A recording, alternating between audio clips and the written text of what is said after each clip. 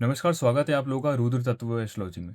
दोस्तों, इस वीडियो में हम बात करेंगे हर लग्न कुंडली के बारे में। हर लग्न कुंडली के अंदर ग्रह योग कारक कैसे आप निकाल सकते हो, मारक ग्रह आप कैसे निकाल सकते हो।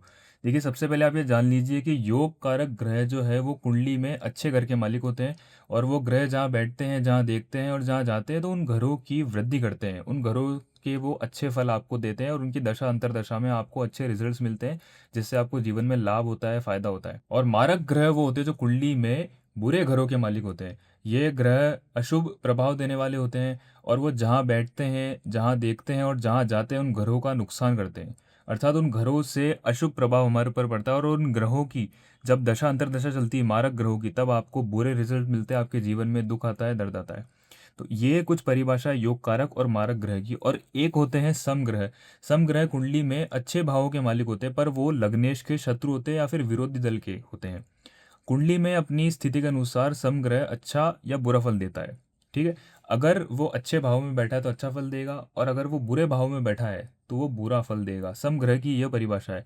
वो अच्छे भी फल दे सकता है, बुरे फल भी दे सकता है, डिपेंड करेगा कि उसकी प्लेसमेंट कहाँ है। और कुंडली देखना एक बहुत ही आसान टॉपिक है। कुंडली देखना, अगर आप मेरी पूरी सीरीज देखोगे तो उससे आप सीख जाओगे। और इस वीडियो पे अगर आप डायरेक्ट आ चुके हो तो पार्ट 1 से एक बार प्लीज़ स्टार्ट कीजिए, क्योंकि इस वीडियो में आप अगर इस वीडियो को डायरेक्ट देखोगे तो आपको कहानी समझ नहीं आएगी कि कैसे आप कुंडली देख सकते हैं अपनी और योग कारक ग्रह मारक ग्रह निकाल सकते हैं। इसके लिए आप पार्ट 1 से देखोगे तो आपको बहुत क्लियरिटी रहेगी और माइंड में आप एकदम फोकस रहोगे और आपको हर एक चीज़ अच्छे से इजी वे में समझ आ जाएगी। तो इसलिए पार्ट 1 से आप एक बार वीडियो ज़रूर देखिए। और दोस्तों, कुंडली सीखने के लिए आपको मार्केट में बहुत ज़्यादा पे करना पड़ेगा। अगर आप किसी के पास कुंडली सीखने जाएंगे, किसी आचार्य के पास, तो आपको पेमेंट देना पड़ेगा 10,000 20,000। और यूनिवर्सिटी कॉलेजेस की फ़ीस तो अलग होती है। किसी से पर्सनली भी सीखते हैं तो वो अपनी कुछ फ़ीस लेगा ही लेगा। लेकिन मैं यहाँ पे यूट्यूब के माध्यम से आप लोगों को फ्री में ज्योतिष सिखा रहा हूँ। तो इस मौके का फ़ायदा आप खुद उठा सकते हैं अपने लिए। और इस वीडियो को आप लाइक करोगे तो ये ज़्यादा से ज़्यादा लोगों तक पहुँचेगी और ज़्यादा से ज़्यादा लोग इस वीडियो को देखेंगे, तो सभी को उस चीज़ का फिर फ़ायदा भी होएगा। सबसे पहले शुरुआत करते हैं हम योग कारक ग्रह मारक ग्रह निकालने की। हम चालू करते हैं वृषभ लग्न की कुंडली से। मेष लग्न की कुंडली के बारे में आपको पहले की वीडियो में बता चुका हूँ, इसलिए हम 2 नंबर की कुंडली से चालू करेंगे, वृषभ लग्न की। जब भी आप आपके पहले घर में 2 नंबर देखो तो आप समझ जाइए कि वृषभ लग्न की कुंडली, इसकी नंबरिंग चालू होगी 2 से। यहाँ पे आ जाएगा 4 5 6 7 8 9 10 11 12 और 1। इस प्रकार से इस कुंडली के अंदर नंबरिंग होगी। और ये नंबरिंग क्या है, ये राशियों के नंबर है। पर्टिकुलर मैंने यहाँ पे 1 से लेकर 12 तक राशि लिखी हुई है, उन राशियों के मालिक लिखे हुए हैं। इसी प्रकार से इस लग्न कुंडली के अंदर नंबरिंग्स वो राशियां हैं। घरों के आगे मैंने यहाँ पे एच लिख रखा है ताकि आपको इजीली समझ आ जाए कि फर्स्ट हाउस ये है, सेवन्थ हाउस ये है, 10th हाउस ये है। घरों की पोजीशन कभी नहीं बदलती है, हमेशा राशि बदलती है कुंडली के अकॉर्डिंग। अलग अलग कुंडली के अंदर अलग अलग राशि होती है। अब ये कुंडली के मालिक हो गए शुक्र देवता।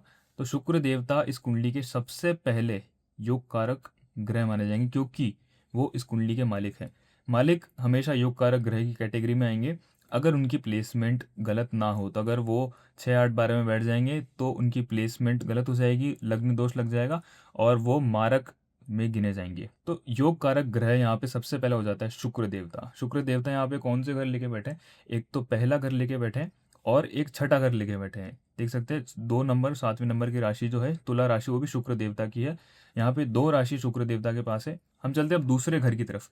दूसरे घर के मालिक हैं बुध देवता। बुध देवता इस कुंडली के अंदर योग कारक ग्रह की कैटेगरी में आएंगे। क्यों? क्योंकि अष्टम से द्वादश नियम के अकॉर्डिंग अगर दूसरे घर का मालिक लग्नेश का शत्रु है तो ही वो मारक ग्रह में आएगा। लेकिन यहाँ पे ये लग्नेश के मित्र हैं और इसी के साथ में बुध देवता को एक त्रिकोण स्थान भी मिला हुआ है, 5वां घर और दूसरा घर। तो 2 घर बुध देवता को अच्छे मिले, लग्नेश के मित्र है, इसलिए वो योग कारक ग्रह की कैटेगरी में आएंगे। ठीक है, यहाँ पे पहला घर लिख देता हूँ, पहला और छठा बुध देवता को मिला, यहाँ पे दूसरा और 5वां। इस प्रकार से 2 ग्रह हमने योग कारक अभी तक निकाल लिए। तीसरे घर की ओर चलते हैं। तीसरे घर में यहाँ पे 4 नंबर लिखा है। 4 नंबर यानी चंद्र देवता, कर्क राशि। तो चंद्र देवता शुक्र देवता के शत्रु है और उन्हें जो घर मिला है वो मेहनत वाला मिला है, तो इसी वजह से चंद्र देवता मारक ग्रह की लिस्ट में आएंगे। देखिए, तीसरा घर बुरा नहीं होता, लेकिन वो भागदौड़ और मेहनत का होता है और चंद्र देवता जो है वो शुक्र देवता के शत्रु है, इसलिए वो मारक ग्रह की लिस्ट में आएंगे। तीसरा घर इन्हें यहाँ पे मिला है। अब हम चलते हैं चौथे घर की ओर। चौथे घर में लिखा है 5 नंबर। 5 नंबर है सूर्य देवता का।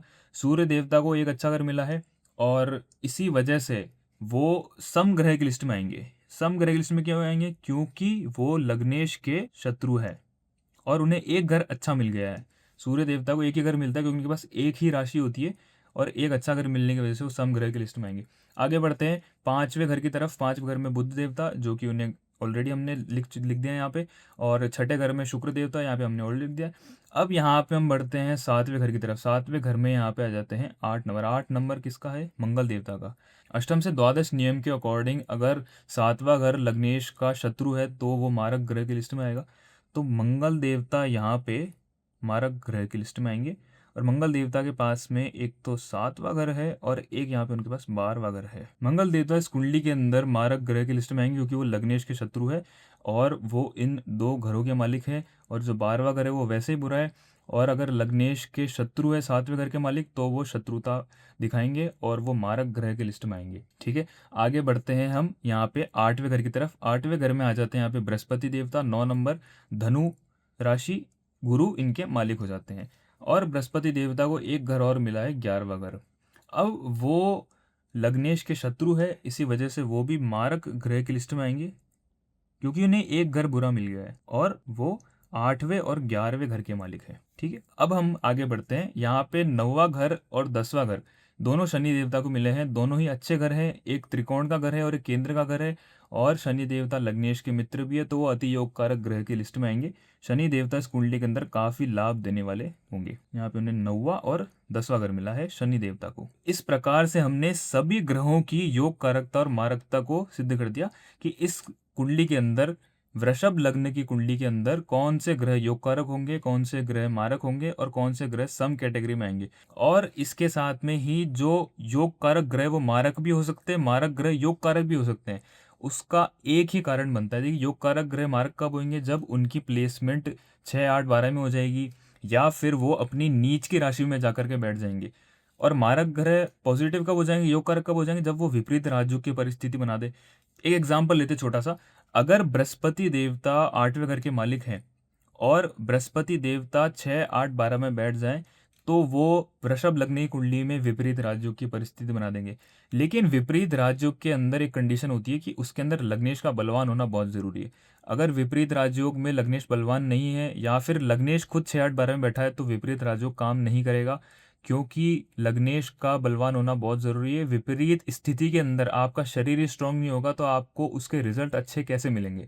ये बात आपको ध्यान रखनी। विपरीत राजयोग बनता है तब आपका लग्नेश स्ट्रांग होना चाहिए। ये हो गई वृषभ लग्न की कुंडली। हम आगे बढ़ते हैं मिथुन लग्न की कुंडली के ऊपर। मिथुन लग्न की कुंडली चालू होगी 3 नंबर से। इस प्रकार से इस कुंडली के अंदर राशियां चलेगी 3 नंबर से। तो मिथुन लग्न के मालिक हो जाते हैं बुध देवता और बुध देवता के पास में यहाँ पे 2 घर है, पहला और चौथा दोनों ही केंद्र के घर हैं, दोनों बहुत बढ़िया घर हैं।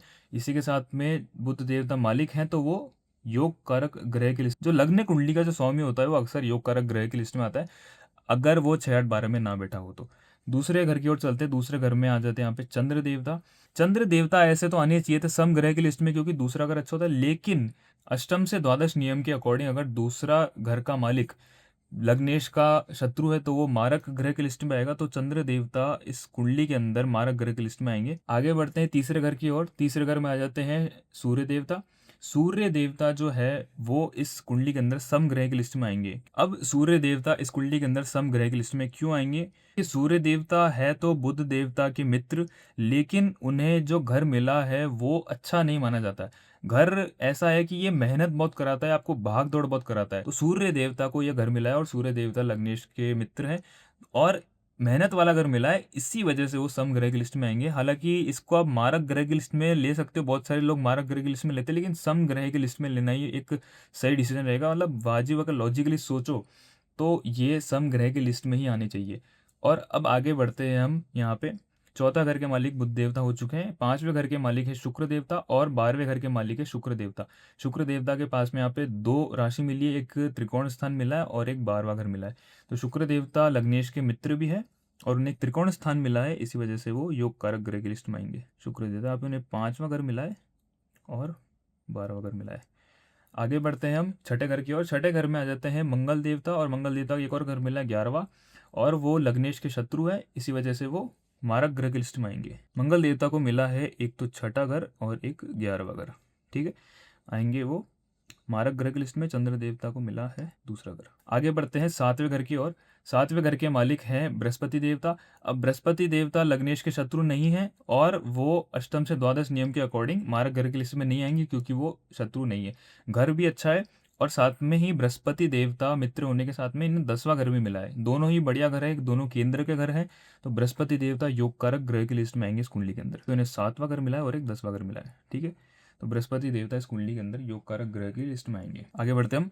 यहाँ पे आप देख सकते हो कि शनि देवता को यहाँ पे मिला एक 8वां घर और एक 9वां घर, और 9वां घर त्रिकोण स्थान है, और शनि देवता बुध देवता के मित्र हैं, इसी वजह से वो योग कारक ग्रह की लिस्ट में आएंगे, और उनके पास में 8वां और 9वां घर है, ठीक है। आगे बढ़ते हैं हम यहाँ पे, ठीक है। सारे घर हो चुके हैं, यहाँ पे हमने सारे योग कारक ग्रह और मारक ग्रह समग्रह निकाल लिए इस कुंडली के अंदर।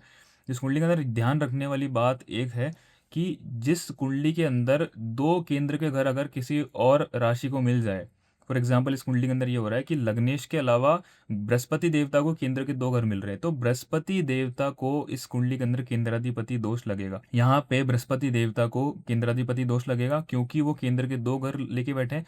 अगर वो 3, 6, 8 या 12 में बैठ जाए, तो अगर बृहस्पति देवता 3, 6, 8, 12 में बैठ जाते हैं तो उन्हें केंद्राधिपति दोष लग जाएगा।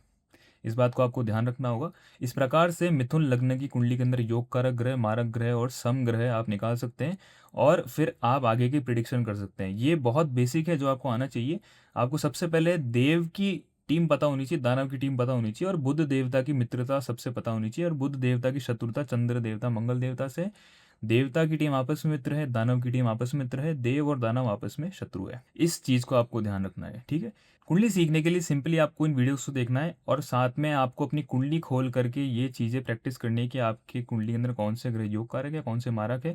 पहला घर उठाइए, उसके मालिक को देखिए, दूसरा घर उठाइए, उसके मालिक को देखिए, वो कहाँ बैठा है, वो किससे देख रहा है, वो अभी आपको देखने की जरूरत नहीं है। आप सिंपल इतना करिए कि आप कोई भी लग्न कुंडली उठाइए, उसके अंदर, उस कुंडली के अंदर, आप लग्न कुंडली के अंदर उस कुंडली के जो मालिक हैं उसके हिसाब से आप बताइए कि कौन से टीम के अंदर वो ग्रह आ रहा है, और उसके साथ में फिर उनके कैसे योग कारक ग्रह बनेंगे, कौन से मारक ग्रह बनेंगे। ऐसे अगर आप प्रैक्टिस करोगे, 2, 4, 5 कुंडली देखोगे, तो आपको समझ में आने लग जाएगा कि क्या, कैसे इन्हें आप करते हैं, कैसे योग कारक ग्रह मारक ग्रह निकालते हैं।